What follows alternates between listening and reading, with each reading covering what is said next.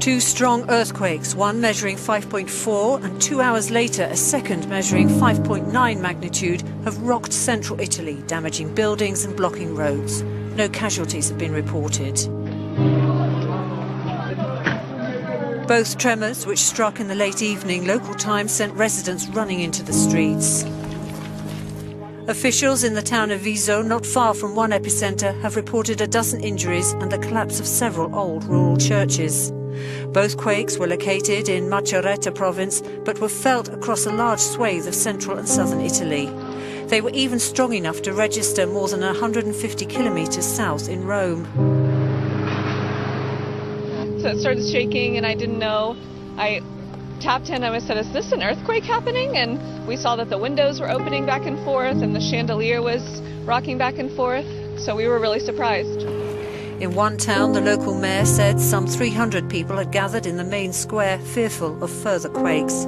It was just 2 months ago that a powerful earthquake toppled villages and killed nearly 300 people in the same region. Officials have claimed that these latest tremors may well be linked to the same seismic shifts which caused the August quake. Happening right now, we are getting multiple reports of strange lights in the sky over the East Valley into our newsroom. This video is just in, showing an unidentified object flying over Gilbert right now, and we are getting similar reports from Queen Creek and also Globe at this hour. In that video, you can kind of see the lights out there in the distance. Witnesses say there are multiple lights as well as helicopters kind of circling that area right now. One viewer said that the lights appear to be moving north to south. We have calls into law enforcement as well as Sky Harbor to find out exactly what those lights could be. So far, it's a mystery. Similar lights were reported in the sky last Friday. The phone is just ringing off the hook right now. And of course, Phoenix was the site of these famous flying lights back in the 1990s. If you were here, you probably would not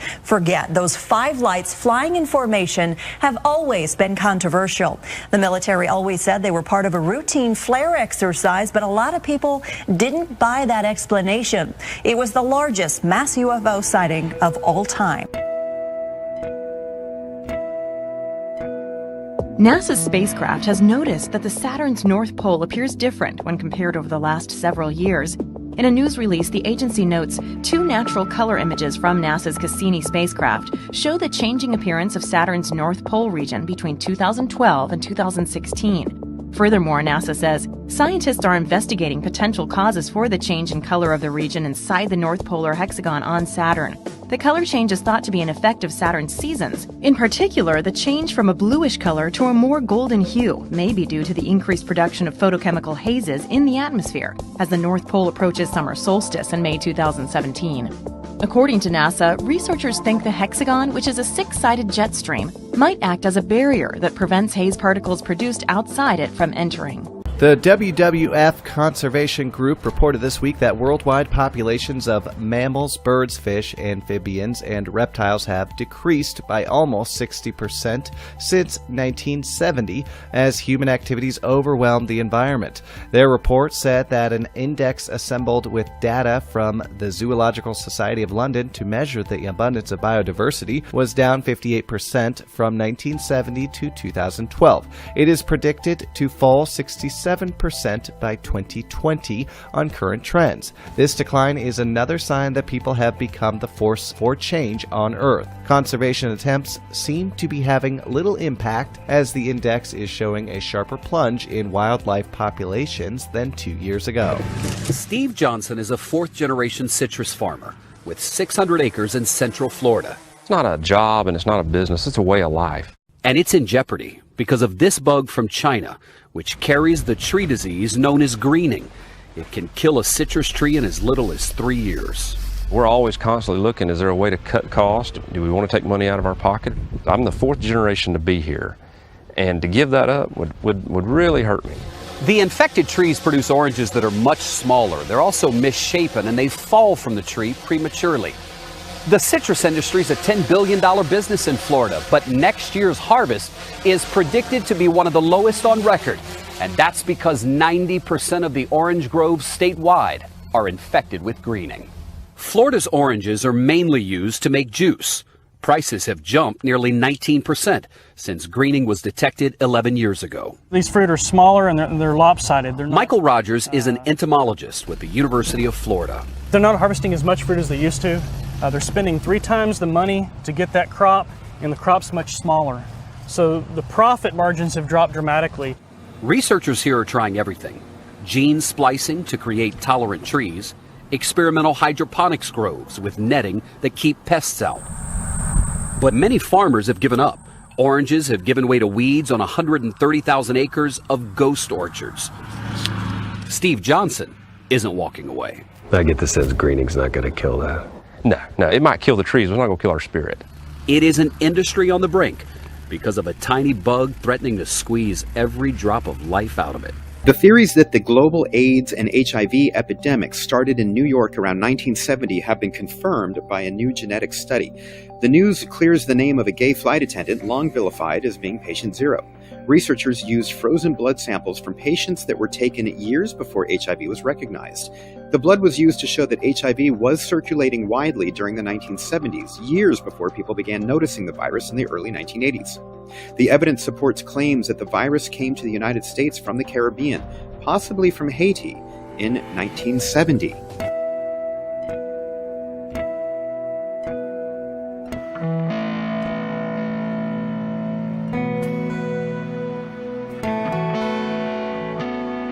So just a quick look at how it's playing out on social media. First of all, the Facebook page of Nicolas Maduro, where you would think that nothing was happening at all. It all sounds very positive indeed. Venezuela triumphs once again in its Bolivarian diplomacy and revolution. And he's talking here about a whistle-stop tour that he's just come back from, where he said ties were strengthened and cooperation was strengthened between Venezuela, Iran, Azerbaijan, Saudi Arabia, Qatar. This was a tour to strengthen our oil energy, but it also incorporated spiritual energy when we visited Pope Francis in the Vatican. It all sounds wonderful, except actually the headlines that we've been seeing for the last number of weeks emerging from Venezuela are absolutely terrifying. And these are just snapshots, right? But there was a report on the 10th of October of overcrowding in a prison, in one particular prison, and an incident of cannibalism. And then there are other instances of morgues not being emptied, autopsies not taking place, basically the whole infrastructure of the country crumbling. You have this headline in the Financial Times talking about Venezuela's wealthy building their own oasis because inflation, food prices, everything, there's just the whole commercial infrastructure of the country is collapsing. The inflation rate has hit its highest level in years, with core inflation reaching 13.94% in September. Egyptians from all walks of life seem to feel the impact. Experts say inflation rates will continue to increase with devaluation of the Egyptian pound and another round of subsidy cuts in the making, both core elements in the government's planned reforms. I fear that if the situation continues like this, I won't be able to feed my family. Prices of everything have more than doubled, and my salary has not increased by even 1 penny. It's well used to an economic crisis, but a shortfall of cash is causing alarm among some in Zimbabwe, as these bank customers in Harare can testify. I've been here since 4 a.m. My children are virtually starving. There is no food at home and the bank is saying there is no money. Zimbabwe adopted the US dollar to control hyperinflation in 2009, and for a while it helped. Everything changed overnight from the situation that we had known before, and things were available in the shops now, people had jobs, and business was booming. The central bank is planning to introduce a new local currency in November in the form of bond notes to help, but instead it's creating uncertainty. Zimbabweans have terrible memories about having a local currency, so this basically reflects the declining confidence in the economy. Zimbabwe is desperate for international help. Last week it finally paid a 15-year-old IMF bill, but a new loan program can't be considered until other debts are paid. Zimbabwe still has to pay off the World Bank over $1 billion and the African Development Bank over $600 million. Financial reforms are required too, and there's no sign of those.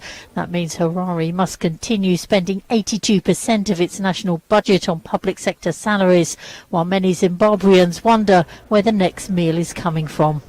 The divide between Russia and the rest of Europe, spurred by the Syrian civil war, appears to be growing deeper. Russia has denied making a refueling request to Spain for a fleet of its warships, which has been sailing for the past week en route for Syria. Earlier reports had said Moscow had originally asked for permission to dock at the Spanish port of Ceuta, but had later withdrawn the request. Spain has been under pressure from NATO allies who've been following the flotilla not to allow the stopover. However, NATO's chief said it was a matter for the Spanish government. There is concern among alliance members that the deployment of the ships and the aircraft they're carrying could lead to an increase in air assaults in Syria, notably on the besieged city of Aleppo. NATO has finalised plans to send troops to the Baltic states and eastern Poland next year. It follows Russia's annexation of Crimea in Ukraine. It is important and it is necessary that NATO responds and that we are delivering a response when we see the substantial and significant military buildup of Russia over a long period of time. The initial contingent will be just 4,000 strong, but defence experts say NATO's move is largely symbolic, yet an important political one. What NATO and the Allies are counting on is the multinational mix of soldiers and the politics that would immediately enter the picture if there was a conflict and Russian forces were to kill British or American or German or Canadian or Dutch or whatever troops. That would, of course, set off an immediate diplomatic crisis. Our NATO correspondent Andrei Beketov reports. After strengthening its northeastern borders, NATO will build up its presence in the southeast. However, a senior diplomat told us that it could be delayed by Turkey, especially after the coup attempt. It's reluctant to cooperate with Romania and Bulgaria. President Erdogan himself called the Black Sea an almost Russian lake.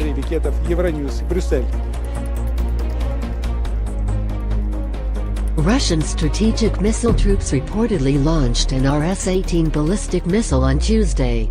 The launch may have been a test of the advanced hypersonic glider warhead, which would be able to defeat U.S. anti-missile systems. The test was conducted at midday from a site near the town of Yasny, Orenburg region, in the southern Urals, and the warhead reached the Kura test range in Kamchatka in Russia's Far East. The test was a success.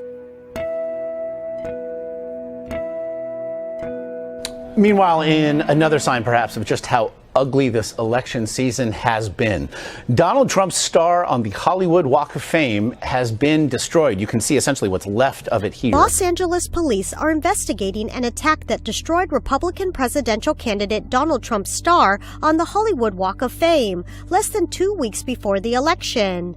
The Hollywood Chamber of Commerce, which bestows the stars and maintains the popular tourist attraction, said it would quickly repair Trump's spot. Detective Megan Aguilar said investigators were called to the scene Wednesday following reports that the presidential candidate's star was struck by blows from a hammer.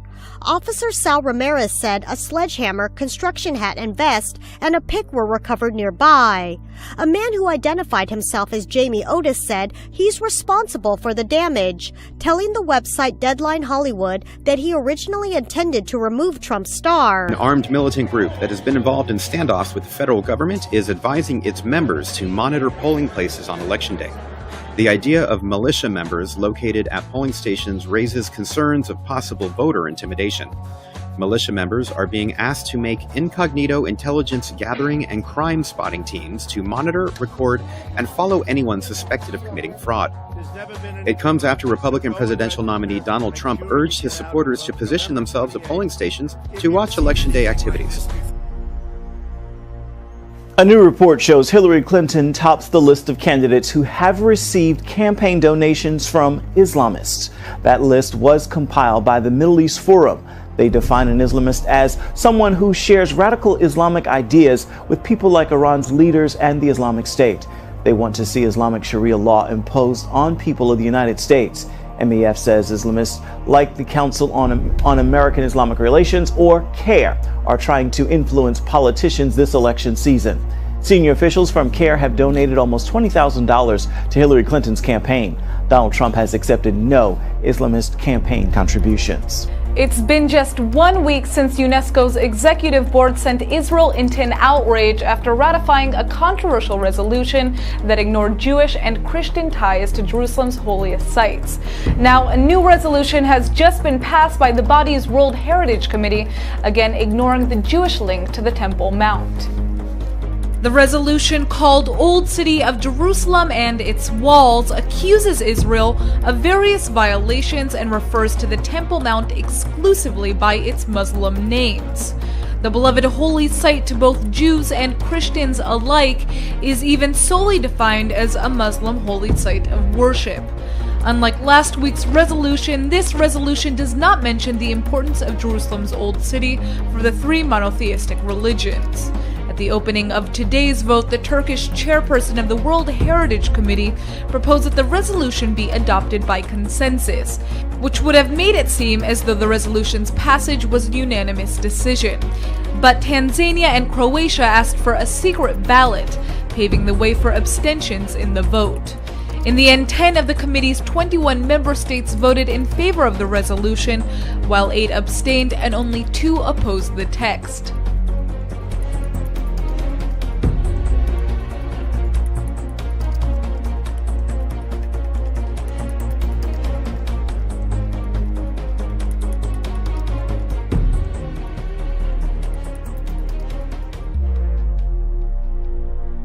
Although there were frantic Israeli attempts to convince some of the states to oppose the resolution, very few Israeli leaders were shocked by its adoption. Israeli Prime Minister Netanyahu is calling the vote absurd, saying that, quote, while extremist Muslim forces are destroying mosques and churches, Israel is the only country in the Middle East that protects them and allows freedom of worship. The Israeli leader is calling the resolution a diplomatic jihad against the Jewish and Christian people. New emails from WikiLeaks show President Obama's transition team kept a list of Muslim and Asian candidates for administration jobs. Arab Christians were excluded or put on a separate list. This email also shows the administration was obsessed with gender, race, and religion. Candidates were further categorized by their nationality and sometimes race. Another WikiLeaks showed that the team kept extensive lists of non-white candidates for administration posts. The scene is the 3100 block of Memphis in Port Richmond. About 4:30 this morning, Andrea Boulat's dog started barking. Her dog, Shay, her dog's really protective of her. Like, if you go past her house, it's and that kind of stuff. But neighbors say it's highly unusual for Shay to be barking that early in the morning, which woke them up. When I looked out the bedroom window, you could see the flames. Just the whole first floor was engulfed. When the firefighters arrived, they found the dog on top of Boulat, who was unconscious. The dog stayed on her chest the whole time, which prevented her from being burned totally. Yeah. And that's how the firefighters found her? Yes, with a dog on top of her. Boulat was rushed to Temple University Hospital, listed in critical, with burns over 50% of her body. Firefighters also used oxygen to resuscitate the dog. He is now at an animal hospital in Langhorne, being treated for smoke inhalation. Neighbors say he's a hero. I think it's a beautiful thing because I've always heard stories of where animals will help save their owners. I've never lived one. Now I've lived one. I've seen it with my own eyes. That's a beautiful thing. I think because of the dog being there, that really saved her. If the dog wasn't there, she probably would be dead. If it wasn't for the dog barking, it wasn't for the dog, yeah, as they say. Tell me about it. They won't hear it. Yeah.